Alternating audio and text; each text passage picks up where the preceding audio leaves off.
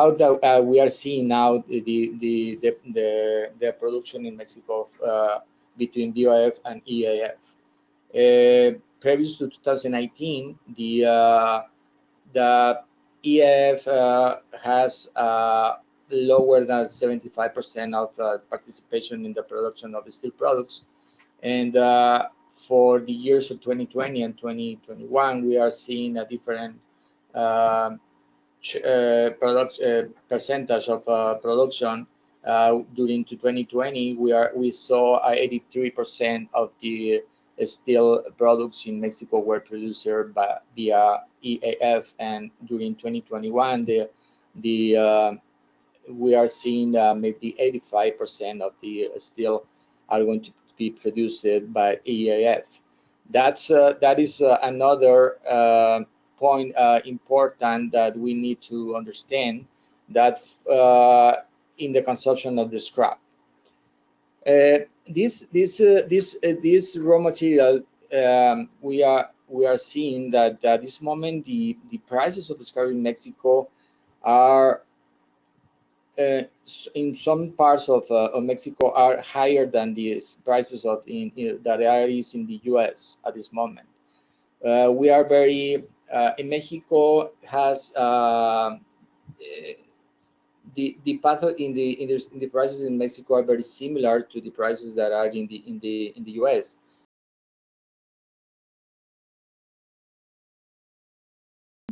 Are we as a traders, are we surfing or are we just going with the flow? What I mean is, are we in control of what we're doing, or are we just trying to follow what the trend is? So availability is still a big issue. We still see a big difference between the demand and the availability. So whatever you get your hands on, we have been able to sell it right away. But that's something that I don't know if we can tell that we control it. Of course, everything we sell, it's on us, but do we really have a control on where we can find those tons? Financing, that's a totally different issue, and a whole panel could be dealt in that, could be talking about that issue. The tightening of the banks on the trading on the it's huge. It's not only in steel, it's in all commodities, and that's something that is putting a challenge on us traders to find a way to be able to finance this bigger demand and bigger prices, which means any regular credit line you had is not enough anymore. And we see it on both sides, from our side to the suppliers and from us to our customers. Some variables in there. I think Mexico will be always an import of scrap. We are not enough producer of scrap in Mexico. The Mexican market is not the same as it is in the US, and we are not natural producers of scrap, let's say.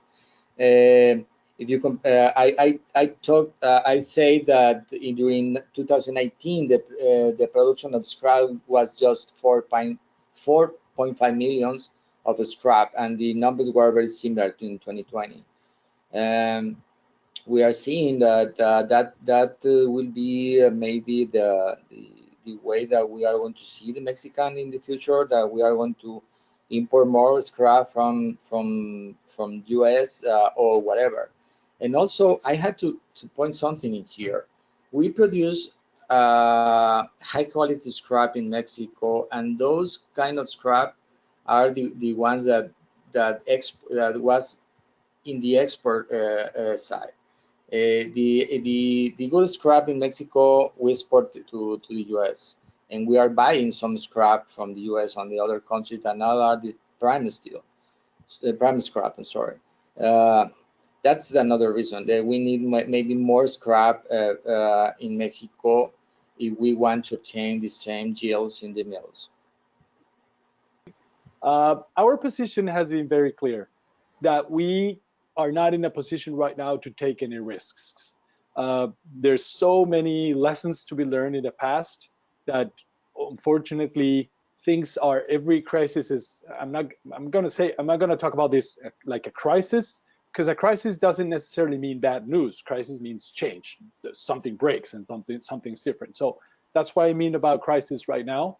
Um, During this crisis, we are definitely being conservative. We have always been on the conservative side, but right now we're just sticking to what we know. Now, how can we make sure our customers, and when I say customers, I mean on both sides, mills and distributors or users. Um, how can we prove that even in these times we are valuable in the chain, in the supply chain? And what we have been doing and making sure we do is sharing everything we know. Of course, in the 40 plus years Duferco has been present in Mexico, we have become a player, an important player in the market. And there's obviously always, we have good information we get from all the market, and we try to share that with our customers. The last thing we want is our customers, as I said, on both sides, to do bad. This is our business, is for them, everybody to do well. So we make sure we're close to that. We're making sure we're close to everyone, sharing everything we know. But at the same time, when customers tell us, what should I do? We are always trying to be, we're suggesting to be on the conservative side, just to be very blunt and clear on your question, Hadi. Right now, to take big risks, I mean, I'm sure there's people who want to do it, who are doing it, and are taking that big step. And sometimes it works, sometimes it doesn't. We don't believe Duferco is in the position to do that right now. The financing issue is a huge issue right now. We have had we have been struggling with that. To be honest, we are breaking every record on the book in terms of sales. But at the same time, as I said during my presentation, I don't know if we are surfing the wave, actually, making sure we're doing exactly what we know what exactly what we're doing. We're just going with the flow. So that's why we are being conservative and suggesting the same to our customers, and why not to our competitors as well.